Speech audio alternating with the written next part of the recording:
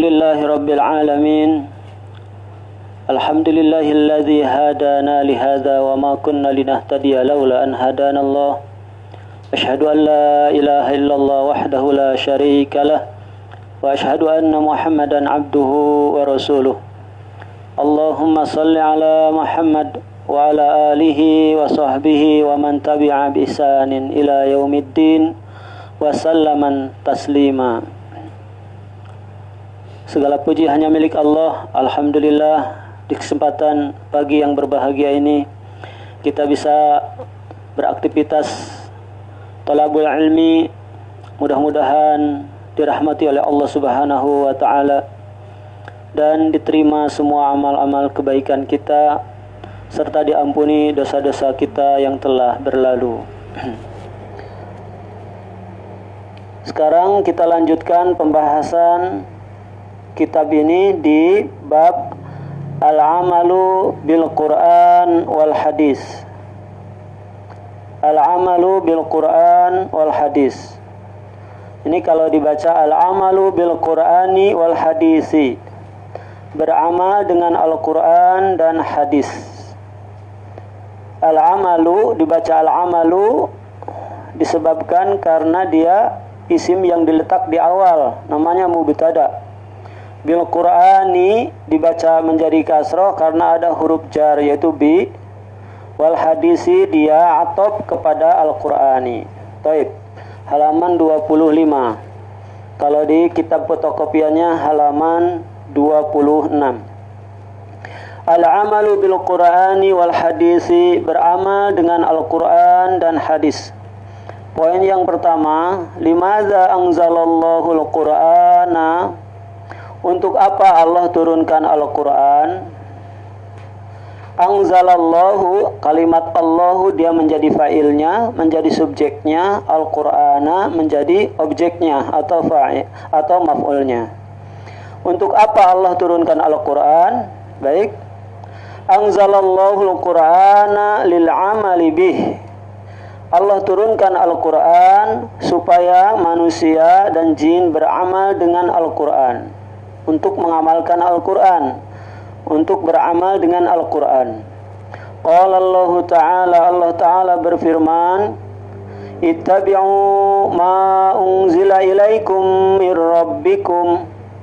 Ittabi'u, ikutilah oleh kamu semua, ma unzila ilaikum, apa yang telah diturunkan kepada kamu, yakni Al-Quran, mir rabbikum, dari Rabb kamu semua.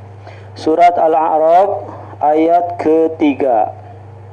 Jadi Allah Subhanahu wa taala menurunkan Al-Quran kepada kita lewat Jibril alaihissalam kepada Muhammad sallallahu alaihi wasallam agar manusia dan jin beramal dengan Al-Quran. Ini Al-Quran sangat agung sekali di hadapan Allah Subhanahu wa taala dan menjadikan mujizat yang paling terbesar kepada Rasul sallallahu alaihi wasallam. Di dalam Al-Quran tidak ada kesalahan sedikit pun, dan Allah Subhanahu wa taala telah mengikrarkan seandainya bisa manusia dan jin ini membuat satu surat saja yang semisal dengan Al-Quran, silahkan datangkan. Tapi tidak akan mungkin bisa, karena Al-Quran adalah kalamullah yang diturunkan oleh Allah Subhanahu wa taala, dan di dalamnya la ya'tihil batilu min baini yadayhi, tidak ada kebatilan baik saat diturunkan, setelah diturunkan, dan sampai yaumil qiyamah. Selanjutnya bagaimana menurut hadis?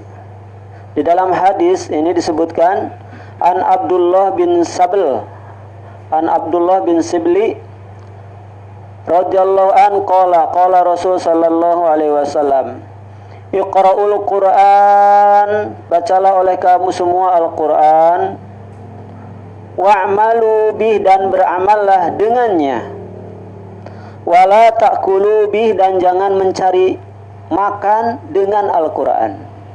Ini larangan yang begitu tegas.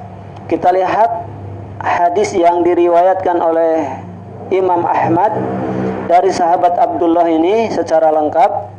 Iqra'ul Qur'an, bacalah oleh kamu semua Al-Qur'an.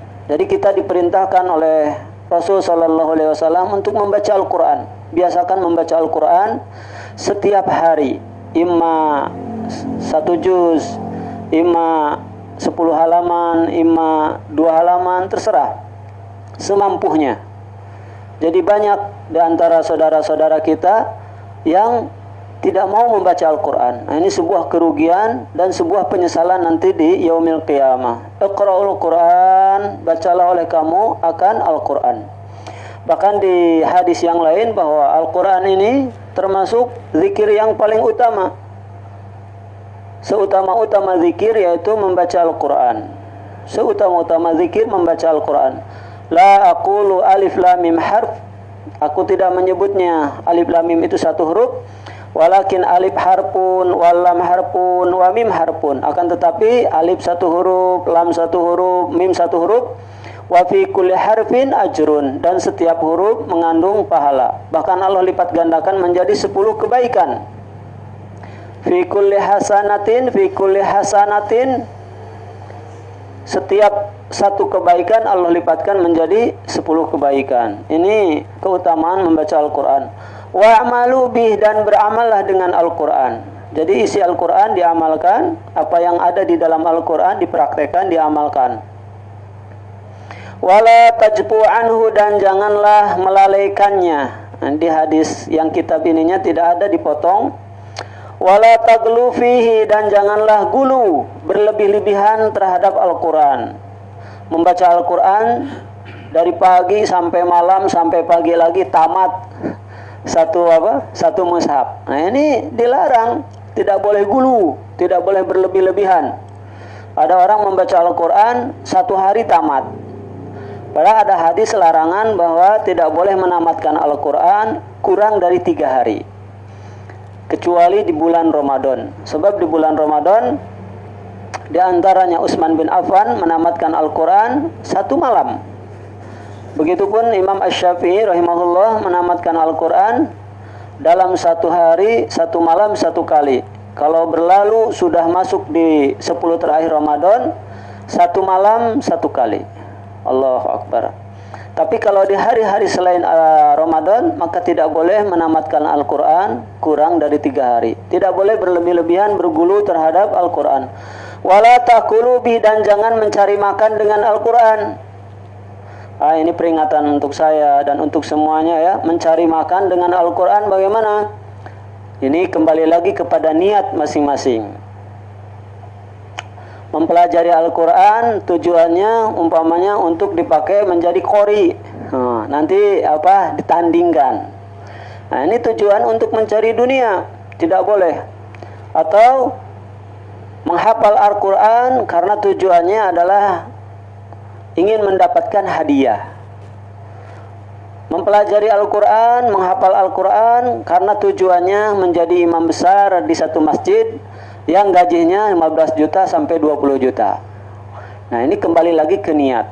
Mencari Al-Quran, makan lewat Al-Quran, mungkin dia mempelajari Al-Quran, mempelajari hadis, kemudian supaya dia bisa ceramah, dengan ceramah itu menghasilkan uang.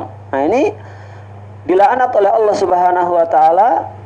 Bahkan wa may yuridud dunya, barang siapa yang menghendaki dunia, nu'tihi minha, aku beri, wa ma lahu fil akhirati min nasib, dan nanti di akhirat dia tidak akan mendapatkan apa-apa. Udah ditebus di dunia. Enggak boleh ini mencari makan dengan Al-Quran. Kalau dagang Al-Quran bagaimana? Itu beda ya, dagang mushaf. Terus setelah tidak boleh mencari makan dengan hasil dari Al-Quran, kemudian wala tastaksiru bih, dan jangan memperbanyak harta, menumpuk-numpuk harta dengan cara Al-Quran. Ya tadi ya, ceramah ditarif, tapi seandainya diberi maka boleh diterima. Ngajar Al-Quran dikasih, diterima, tapi niat, tentu ini kembali kepada niat awal. Niat awal mempelajari Al-Quran, niat awal mempelajari agama, tujuannya untuk mencari dunia. Imam mencari popularitas, imam mencari gaji, imam mencari apa lagi? Yang harapan-harapannya ini sifatnya keduniaan. Maka Allah akan melaknatnya dan Al-Quran tersebut pun akan melaknatnya. Wa iyadzubillah, semoga Allah selamatkan kita dari menjual belikan ayat-ayat Allah ya dengan harga yang sedikit ditukar dengan dunia. Ini wajiblah kita untuk beramal dengan apa yang ada di Al-Quran. Ini harus menjadi sebuah akidah bahwa siapa orang yang meyakini, ingat, siapa orang yang meyakini bahwa ada kitab yang lebih baik dari Al-Quran, maka dia telah keluar dari Islam.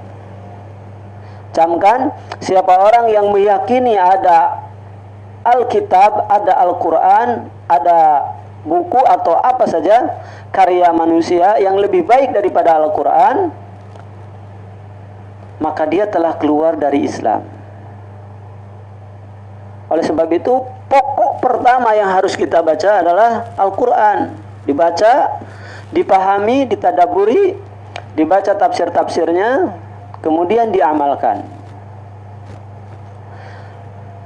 Begitupun yang kedua, siapa orang yang meyakini bahwa ada tuntunan yang lebih baik daripada tuntunan yang dibawa oleh Rasulullah sallallahu alaihi wasallam, maka dia telah keluar dari Islam.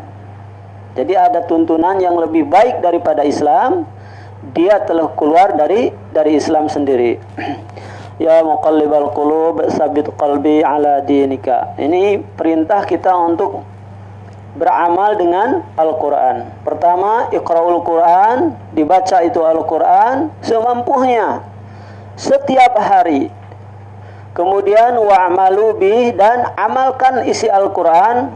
Wala ta'kulu bih, dan jangan mencari makan dengan sebab mempelajari Al-Quran. Paham tadi ya? Niatnya, kalau Allah itu melihat, awal yang dilihat adalah niat. Mendirikan pesantren tahfidz Quran, tujuannya adalah supaya kaya. Orang-orang daftar dengan harga yang tinggi, kemudian dapat uang dengan asbab begitu. Nah, maka ini niatnya adalah mencari dunia. Kalau mencari dunia dengan sebab mempelajari Al-Quran, maka Al-Quran akan melaknatnya. Kemudian poin yang kedua, ma hukmul amalu bil hadisi as-sahihi. Ma hukmul amalu, apa hukum beramal dengan hadis yang sahih? Ini masih ada kaitan nanti dari mengamalkan dengan Al-Quran dan dengan hadis. Al-hukmu bil hadis sahihi wajibun. Wajibun ini menjadi khabarnya. Al-amalu bil hadisi as-sahihi wajibun. Beramal dengan hadis yang sahih hukumnya adalah wajib. Liqaulihi ta'ala, sebab Allah Ta'ala berfirman, wa ma atakumur rasulu fakhudhuhu, dan apa-apa yang datang kepadamu dari Rasul, apa yang disampaikan oleh Rasul sallallahu alaihi wasallam, fakhudhuhu, maka terimalah, maka ambillah. Wa ma nahakum anhu, dan apa-apa yang dilarang, dicegah oleh Rasul sallallahu alaihi wasallam, fantahu, maka tinggalkanlah. Surat Al-Hasyr ayat ke-7. Ini perintah dari Allah Subhanahu wa taala yang begitu jelas. Apa-apa yang datang dari Rasul sallallahu alaihi wasallam, maka kita harus mengamalkannya. Harus menerimanya. Wa ma nahakum anhu fantahu, dan apa-apa yang telah Rasul sallallahu alaihi wasallam larang, maka tinggalkanlah. Wa qala sallallahu alaihi wasallam, dan Rasul sallallahu alaihi wasallam bersabda, ini hadisnya dipotong, alaikum bisunnati, hendaklah kamu semua berpegang teguh kepada sunnahku. Ya, kepada apa yang datang dari Rasul sallallahu alaihi wasallam, wa sunnata khulafaur rasyidin al-mahdiyyin, dan sunnahnya khulafaur rasyidin yang mendapatkan petunjuk, yakni sunnahnya para sahabat Inilah sejelas-jelas keterangan bahwa kita diperintahkan untuk mengikuti Al-Quran dan Sunnah Rasul Sallallahu Alaihi Wasallam. Jadi siapa orang yang menolak akan sunnah yang sahih yang datang dari Rasul Sallallahu Alaihi Wasallam, maka dia hakikatnya menolak Al-Quran. Ada aliran yang disebut apa? Ingkar sunnah, cukup dengan Al-Quran saja. Namanya ini batil, perbuatan yang batil, karena sunnah Rasul Sallallahu Alaihi Wasallam dia menjelaskan apa-apa yang ada di dalam Al-Quran. Jadi satu paket. Sebagaimana perintah di dalam Al-Quran umpamanya aqimus shalah wa atuz zakah. Dirikan salat, tunaikan zakat. Maka di dalam hadis menjelaskan secara terperinci bagaimana tentang salat. Contohnya di dalam hadis yang sahih, idza kumtum ila shalah fa'ghsilil wudu, fasbigil wudu. Kalau kamu mau mendirikan salat, maka sempurnakan wudu. Summa staqbilil qiblata fakabbir. Kemudian menghadap ke kiblat dan bertakbirlah. Summa qra' ma tayassara ma'aka minal Qur'an. Kemudian kalau salat setelah takbir, bacalah yang mudah yang ada di dalam dadamu Al-Quran. Di dalam hadis yang lain disebutkan la salata liman lam yaqra bi Fatihatil kitab. Tidak sah salat atau tidak ada salat bagi orang yang tidak membaca Al-Fatihah. Kemudian dilanjutkan hadis yang tadi, summarka hatta tatma'inna raki'an. Kemudian kamu ruku sampai benar-benar kamu tumaninah di dalam rukunya. Ini sunnah menjelaskan apa-apa yang ada di dalam Al-Quran. Jadi kita harus satu paket, menerima apa yang dari Al-Quran dan juga dari sunnah Rasul Sallallahu Alaihi Wasallam yang sahih, yang benar. Maka prinsip di dalam ibadah, prinsip di dalam agama, kita harus mengikuti Al-Quran, sunnah Rasul Sallallahu Alaihi Wasallam. Untuk mengetahui sunnah Rasul Sallallahu Alaihi Wasallam, mengetahui Al-Quran dan sunnah, maka lihatlah bagaimana manhajnya para sahabat. Bagaimana manhajnya para sahabat. Karena sahabat radhiyallahu anhum ajma'in ini telah mereka dijamin oleh Allah Subhanahu wa taala, oleh Rasul Sallallahu Alaihi Wasallam untuk masuk surga, kecuali di antara mereka yang munafik. Di antara mereka yang munafik.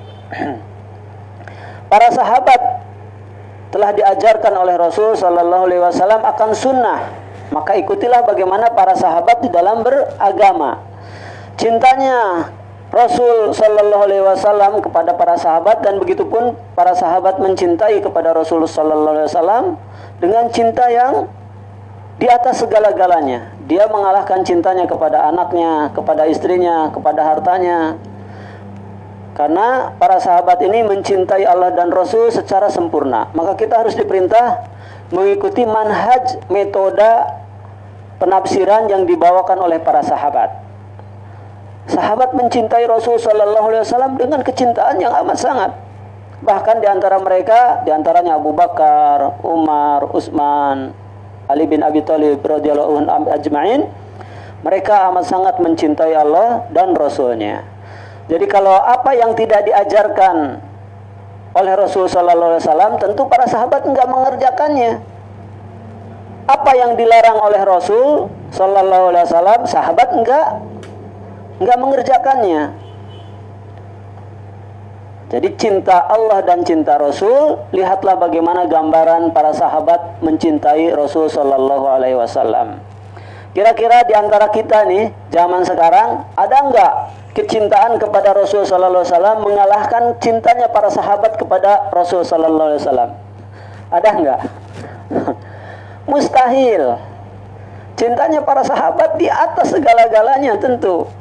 Kalau zaman sekarang ada mengatakan mungkin karena saya cinta kepada Rasul Sallallahu Alaihi Wasallam, maka saya berbuat amal, enggak apa-apa, amal tersebut enggak diperintah juga, atau amal tersebut enggak dikerjakan oleh para sahabat, oleh para tabi'in. Yang penting niat saya kan cinta kepada Rasul Sallallahu Alaihi Wasallam. Kira-kira yang benar kita atau para sahabat? Tentu para sahabat. Sahabat itu lebih daripada 100.000. 100.000 ini jumlah banyak, 114.000 jumlah para sahabat. Tidak ada satupun menafsirkan bahwa maulid Nabi ini adalah satu metode mencintai Rasul Sallallahu Alaihi Wasallam. Enggak ada. Sedangkan ini di dalam hadisnya sahih diriwayatkan oleh Imam Ahmad. Para ahli ilmu mensahihkannya, alaikum bisunnati wa sunnata khulafa'ur rasyidin al-mahdiyin. Hendaklah kamu ikuti akan sunnahku dan sunnahnya khulafa'ur rasyidin. Siapa khulafa'ur rasyidin? Para sahabat Abu Bakar, Umar, Utsman, Ali radhiyallahu anhum ajmain, yang mereka ini telah mendapatkan hidayah. Mereka telah dijamin oleh Rasul sallallahu alaihi wasallam untuk memasuki surga. Fatamassaku biha, imsak. Pegang betul-betul sunnah para sahabat tersebut. Nah, jadi kalau ada perbedaan di zaman sekarang, maka kembalikan coba lihat bagaimana para sahabat mengerjakan atau tidak. Nah, ini manhaj atau metode yang paling terbaik yang insya Allah selamat. Lanjut.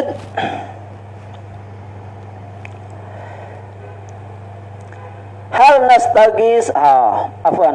nastagni bil Qur'ani anil hadisi. Ayo. Poin yang ketiga, apakah kita mencukupkan saja dengan beramal menggunakan Al-Qur'an tanpa menggunakan hadis? Ini makin jelas lagi di sini ya, dibahas di poin ketiga. La nastagni bil Qur'an anil hadis. Tidak boleh mencukupkan diri dengan Al-Qur'an dengan membuang hadis. Nerjemahnya begitu. Qala Allah Ta'ala berfirman, wa anzalna ilaika dzikra, dan sesungguhnya kami telah menurunkan kepada Muhammad alaihi salatu wasalam az-dzikra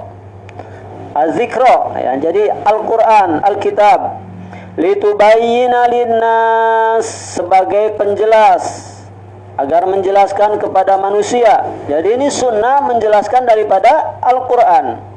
Manuzzila ilaihim, apa yang telah diturunkan untuk mereka. Surat An-Nahl ayat ke-44.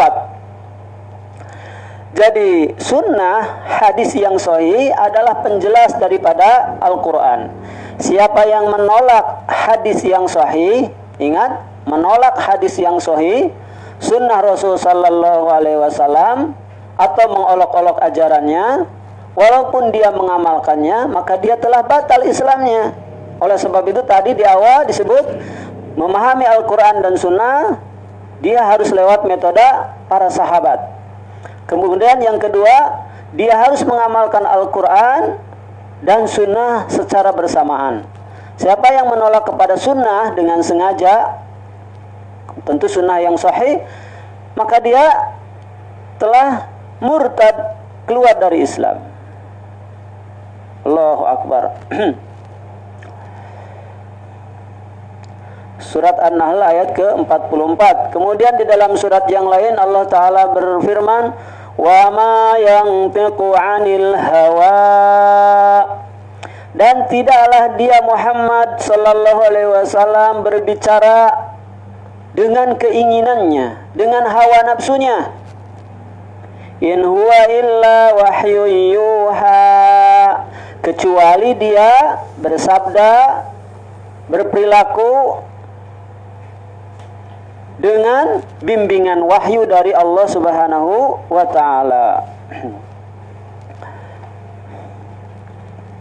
Wa qala sallallahu alaihi wasallam, dan Rasul sallallahu alaihi wasallam bersabda, ala, ketahuilah, wa inni utitul Qur'an wa misluhu ma'ahu, dan sesungguhnya aku telah didatangkan, diberikan oleh Allah Subhanahu wa ta'ala Al-Qur'an, wa misluhu ma'ahu, dan semisalnya bersamanya. Nah, kalimat semisalnya bersamanya maksudnya adalah penjelasnya, yaitu hadis, sunnah Rasulullah sallallahu alaihi wasallam.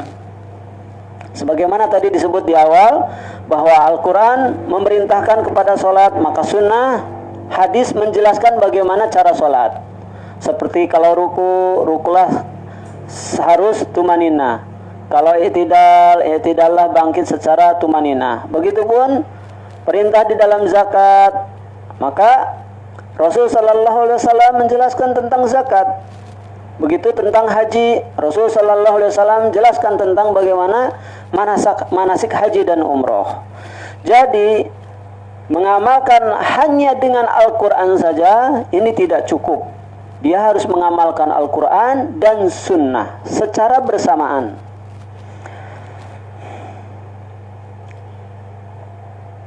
Sebab mari kita lihat ini, Al-Qur'anul Karim huwallazi ja'alallahu mu'jizah azim. Sebab Al-Qur'an adalah dia yang Allah telah jadikan mukjizat yang sangat besar, yang diturunkan oleh Jibril alaihissalam, lewat Jibril alaihissalam kepada nabinya Muhammad sallallahu alaihi wasallam.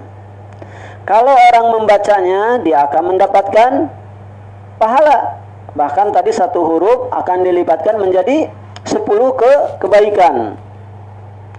Dan di dalamnya mengandung tentang hukum-hukum, tidak ada kesalahan sedikit pun di dalamnya. Sebagaimana Allah Ta'ala berfirman, la yatihil batilu min baini yadayhi wala min khalfih. Dan sesungguhnya Al-Quran ini tidak akan ada di dalamnya kebatilan, kesalahan, baik saat diturunkan maupun setelahnya, hatta yaumal qiyamah, sampai hari kiamat. Tanzilum min hakimin hamid, yang diturunkan dari zat yang maha penuh dengan hakim, maha hakim, maha menghukumi, hamid, maha terpuji. Ini hakimin hamid ini susunannya adalah susunan sifat mausuf atau na'at wa man'ut. Sigohnya sigoh mubalaghah ya. Maka setelah Al-Quran Allah turunkan wahyu yang kedua. Maka hadis ini adalah wahyu kedua. Ada hadis yang disebut hadis qudsi. Hadis qudsi itu adalah kalamullah, kalam Allah yang tidak dimushafkan. Jadi redaksinya dari Allah Subhanahu wa taala, tetapi tidak dimaktubkan di dalam Al-Qur'an. Contoh hadis qudsi, kalamullah, jadi redaksinya dari Allah Subhanahu wa taala, tetapi tidak dimushafkan. Contohnya umpamanya sebagaimana contohnya di dalam hadis qudsi. Hadis qudsi umpamanya, innallaha harrama ala nafsahu. Coba kita cari ya di sini ya. Kalau takutnya salah redaksinya.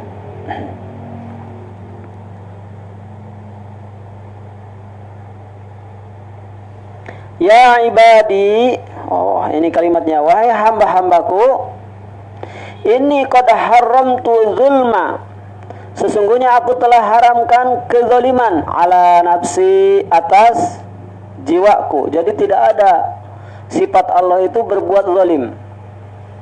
Kemudian faharamtu alaikum, maka aku haramkan kezaliman itu atas kalian. Fala tazalamu, maka janganlah kalian berbuat zalim. Jangan saling berbuat zalim. Nah, ini termasuk hadis qudsi. Hadis qudsi ini adalah wahyu yang diturunkan oleh Allah Subhanahu wa taala, redaksinya dari Allah, tetapi tidak dimushafkan. Atau hadis qudsi yang lain umpamanya, ya ibadi kullukum dallun, wahai hamba-hambaku, setiap kalian adalah tersesat, illa manih tadaitu, kecuali orang yang telah aku beri hidayah. Fastahduni, maka mintalah hidayah kepadaku. Ahdikum, niscaya akan aku beri hidayah kamu. Nah, ini perintah untuk meminta hidayah kepada Allah Subhanahu wa taala. Rasulullah sallallahu alaihi wasallam telah mengajarkan doa itu. Allahumma inni as'alukal huda wa tuqa wal afafa wal ghina. Allahumma inni as'alukal huda, ya Allah, aku meminta kepadamu hidayah. Karena hidayah ini sangat mahal, terutama hidayah taufik. hanya Allah Subhanahu wa taala yang bisa memberikannya. Wattuqa, dan ketakwaan. Wal afafa, dan terjaga, afaf, terjaga dari kemaksiatan, terhindar dari mara bahaya. Wal ghina, dan mohon untuk dikayakan. Nah, ini meminta kepada Allah, jadi meminta kekayaan diperintah, disuruh. Meminta hidayah sama disuruh. Meminta ketakwaan pun disuruh. Sebab kalau tidak takwa, maka jasad kita akan ada di neraka. Wa'iyadzubillah. Begitupun sebaliknya, kalau kita bertakwa, niscaya Allah akan selamatkan ke dalam surga. Di dalam surat Az-Zumar bagaimana disebutkan? Wasiqal ladzina taqaw ilal jannati zumara. Dan akan digiring orang-orang bertakwa ke dalam surga dengan cara berbondong-bondong. Mudah-mudahan kita termasuk di dalam orang yang digiring oleh malaikat menuju ke dalam surganya Allah Subhanahu wa ta'ala. Jadi kita tidak boleh mencukupkan beramal hanya dengan Al-Quran saja. Harus satu paket, yaitu Al-Quran dan sunnah Rasulullah Sallallahu Alaihi Wasallam. Sebagaimana di dalam poin yang ketiga ini, ala wa inni utitul Quran, ketahuilah bahwa sesungguhnya aku telah diturunkan, telah diberikan oleh Allah Subhanahu wa ta'ala Al-Quran, wa misluhu ma'ahu, dan yang semisal dengannya, yaitu sunnah Rasulullah Sallallahu Alaihi Wasallam. Hadis sahih riwayat Abu Dawud dan yang lainnya. Ini mungkin di pertemuan kali ini hanya 3 poin saja. Saya bacakan ulang dari poin pertama. Limadza anzalallahu al-Qur'ana? Untuk apa Allah menurunkan Al-Qur'an? Anzalallahu al-Qur'ana lil amali bih, li amali bih. Diturunkannya Al-Qur'an oleh Allah Subhanahu wa taala kepada Rasul sallallahu alaihi wasallam agar manusia ini mengamalkannya. Qala ta'ala, Allah ta'ala berfirman, ittabi'u ma unzila ilaikum mir rabbikum. Ikutilah apa-apa yang telah diturunkan kepada kalian dari Rabb kalian. Surah Al-A'raf, surat Al-A'raf ayat ketiga. Sebagaimana di pertemuan kemarin tentang al-hukmu. Ya, ini penjelasannya di al-hukmu sudah. Orang yang berhukum bukan dengan hukum Al-Quran dan Sunnah, atau meyakini bahwa ada hukum yang lebih baik daripada Al-Quran dan Sunnah, maka dia telah keluar dari Islam. Meyakini, tapi ya, kalau meyakini berarti amal hati. Terus di dalam hadis, ini hadisnya dari Abdullah bin Sabil radhiyallahu anhu, qala Rasul sallallahu alaihi wasallam, iqra'ul Qur'an, bacalah oleh kamu semua Al-Quran, wa amalu bi, dan beramal dengannya.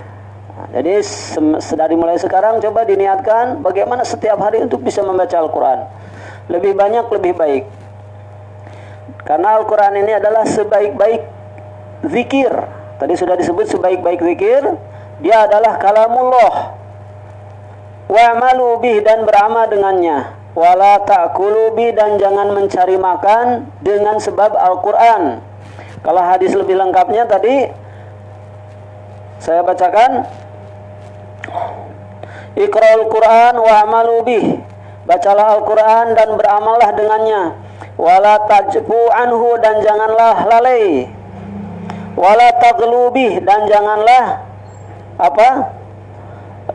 gulu, berlebih-lebihan dengannya, dengan Al-Quran ya. Umpamanya tadi baca Al-Quran bagaimana sehari tamat. Terus wala ta'kulu bi, dan jangan mencari makan dengan Al-Quran. Wala tastaksiru bi, dan janganlah memperkaya diri dengan Al-Quran. Hadis sahih riwayat Imam Ahmad. Kemudian poin yang kedua, ma hukmul amalu bil hadis sahihi, bagaimana hukum beramal dengan hadis yang sahih. Al amalu bil hadis sahihi wajibun, beramal dengan hadis yang sahih hukumnya adalah wajib. Sebagaimana dalilnya Allah Ta'ala berfirman, wa ma'atakumur rasulu fakhudhu, apa-apa yang ada, yang datang dari Rasul Sallallahu Alaihi Wasallam, maka ambillah, terimalah.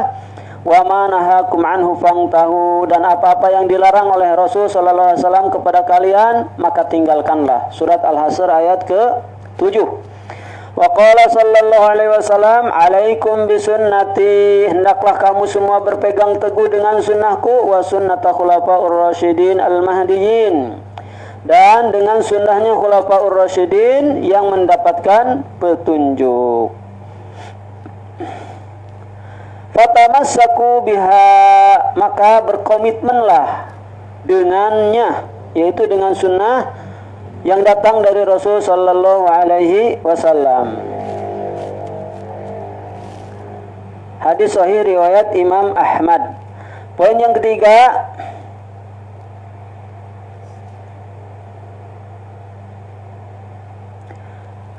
hal nastagni bil Qur'ani 'alal hadis, apakah boleh kita mencukupkan saja dengan Al-Qur'an tanpa hadis? La nastagni bil Qur'an 'anil hadis. Kita tidak boleh hanya berpegang kepada Al-Qur'an saja dengan meninggalkan hadis. Qala Allah Ta'ala, Allah Ta'ala berfirman, wa anzalna ilaika dzikra, dan sesungguhnya kami telah menurunkan kepada Muhammad az-dzikra, Al-Qur'an, litubayyina linnas, agar menjelaskan sebagai penjelas kepada manusia. Nah, ini menjelaskan Al-Qur'an tentu dengan sunnah. Kalau nolak sunnah maka hakikatnya nolak Al-Qur'an. Ma nuzila ilaihim, apa yang telah diturunkan kepada mereka. Surat An-Nahl ayat ke-44. Wa qala sallallahu alaihi wasallam, dan Rasul sallallahu alaihi wasallam bersabda, ala ketahuilah, wa inni utitul Qur'an, sesungguhnya aku telah diturunkan, telah diberi oleh Allah Subhanahu wa taala Qur'an, wa mithluhu ma'hu, dan yang semisal dengannya. Hadis sahih riwayat Abu Daud dan yang lainnya. Wallahu taala alam bisawab. Ini yang bisa disampaikan. Sebelum ditutup silahkan dibaca. Ada yang mau gantian bacanya? Pandang, baca sama nerjemahkan. Nah, ini sedikit saja. Alhamdulillah rabbil alamin.